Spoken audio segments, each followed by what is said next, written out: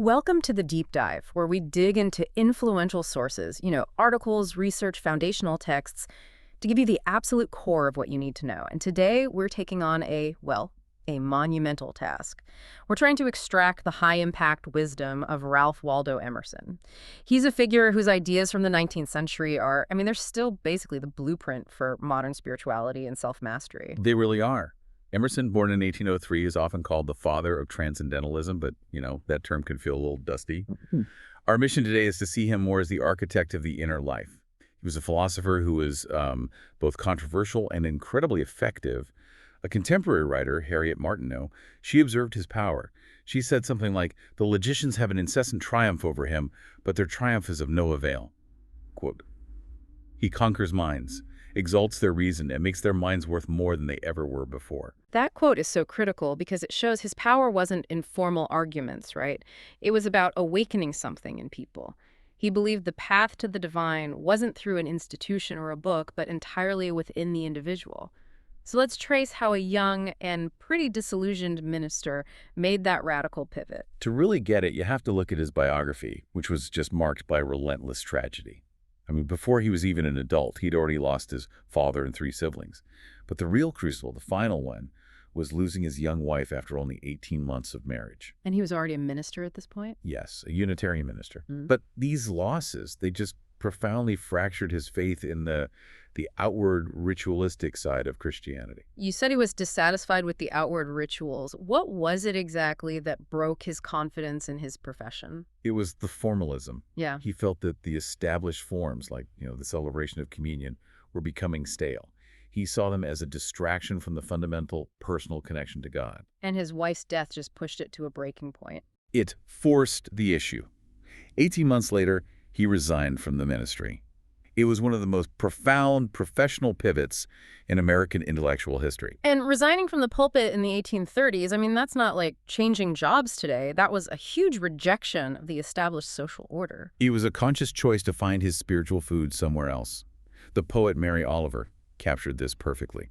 She said that the greater energies of his life found their sustenance in the richness and steadfastness of his inner life.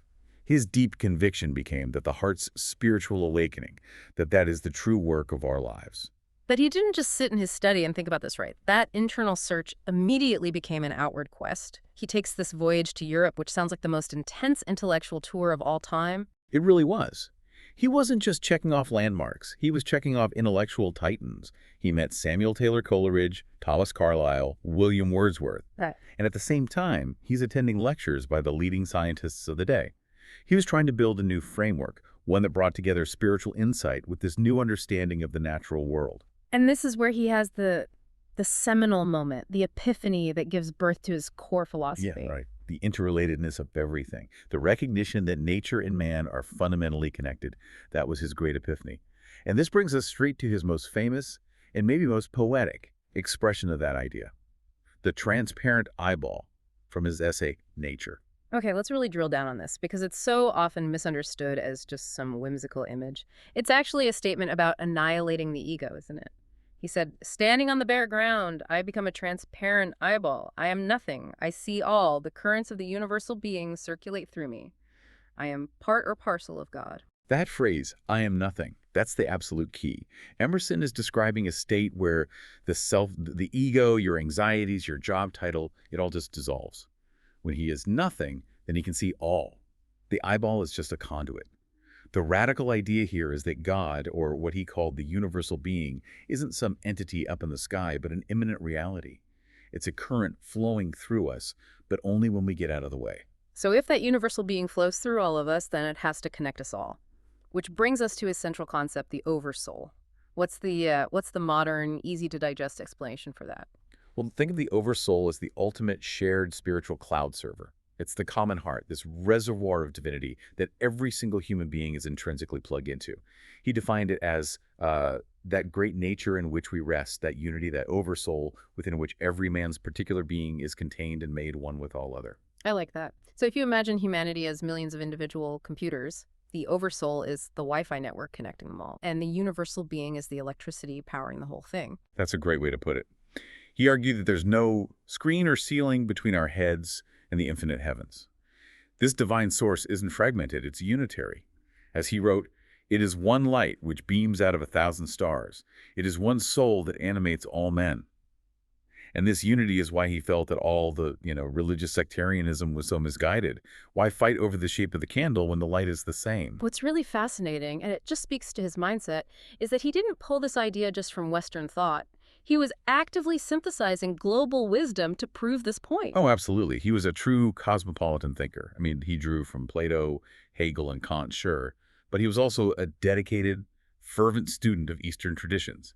He read the Bhagavad Gita and really immersed himself in the Sufi Safez Rumi Jami. That is just a remarkable intellectual synthesis for a New England intellectual in the 1840s. It wasn't exactly common to be cross-referencing German idealists with Persian mystics. No, it wasn't.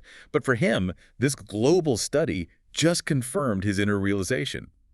He concluded that at the deep end of the pool, Western and Eastern are profoundly alike, indeed, identical.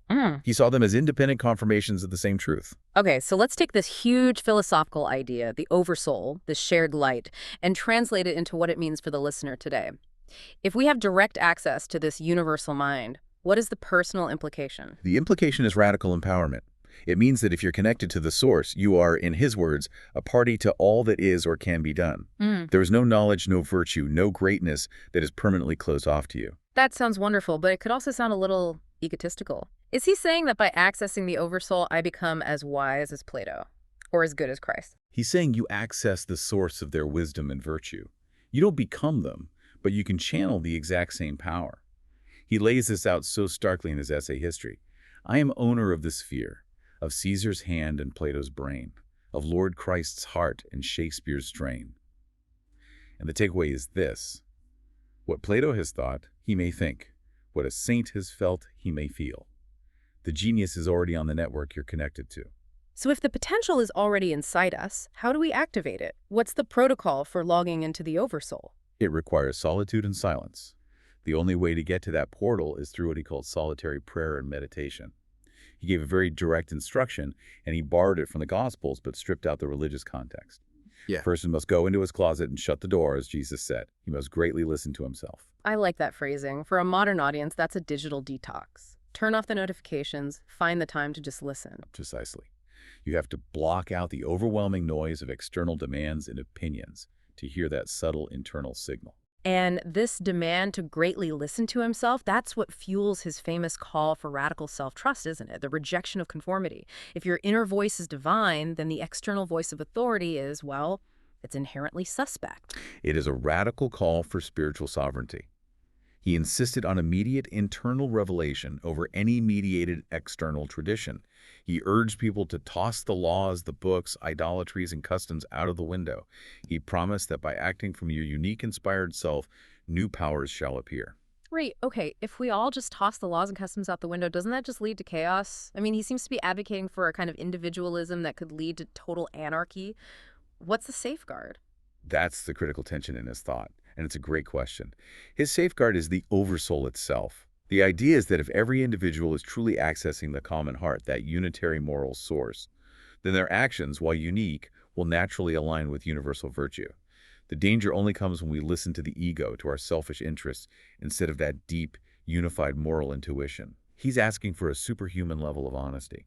That completely reframes it. It's not about doing what you want. It's about doing what the highest version of yourself, the one connected to universal truth, demands. And he was so committed to this idea, he even wrote it in a poem. He did. Henceforth, please God, forever I forego the yoke of men's opinions. I will be lighthearted as a bird and live with God. That's not a poem. It's a declaration of independence. It is. And that declaration, it leads us to understand his famous optimism, which is so often mischaracterized as just, simple cheerfulness, American boosterism. Right. We think of optimism as believing everything's going to work out, that you'll get the promotion or whatever. But Emerson's was much deeper. It was an optimism reserved strictly for the soul's capacities, not for worldly conditions. He was in Paris during the French Revolution of 1848, witnessing political chaos and violence. And that experience didn't make him cynical. It actually solidified his belief that the permanent good is for the soul only and cannot be retained in any society or system. Systems fail, politics collapse, but the integrity of the inner self, that remains. So his encouragements aren't just motivational slogans. They're acknowledgments of the soul's resilience no matter what's happening outside. Exactly. Look at his language. To a stout heart, there is no danger. To a good head, no problem is inscrutable. This is about spiritual physics. If your foundation is strong, the external storm can't really touch you. Which means he saw the outward world as fundamentally temporary. What was his real assessment of our day-to-day lives? He was startlingly direct. He called life itself a bubble and a skepticism and a sleep within a sleep. The physical world, the material chase, it's all transient. But even in the middle of all that, if you're aligned, you can perceive a musical perfection, the ideal journeying always with us, the ideal that perfect moral reality is the only thing that lasts. That makes the stakes incredibly high for committing to the inner life. If the world is a bubble, then that inner work is the only thing that matters. So what's the final assurance he gives someone who dedicates themselves to this path? He promises a kind of magnetic alignment, that once your heart is truly focused on this inner presence, you gain the sight that the best is the true. You just know what is right for you, what is meant for you. His ultimate assurance is this promise. The things that are really for thee, gravitate to thee. That is the ultimate payoff for radical self-trust. The idea that you don't have to chase or force things, you just align yourself with the oversoul, and the right tools and opportunities will find you. But he knew that alignment isn't a one-time thing. It's a constant struggle against doubt and external pressure. His final advice is pure grit. He says, never mind the ridicule, never mind the defeat. Up again, old heart. Patience and patience. We shall win at the last. This whole deep dive, it really shows that Emerson provided this radical, almost impossible shortcut to an examined life. By demanding that you strip away all external authorities, he insists that you have direct internal access to the highest wisdom.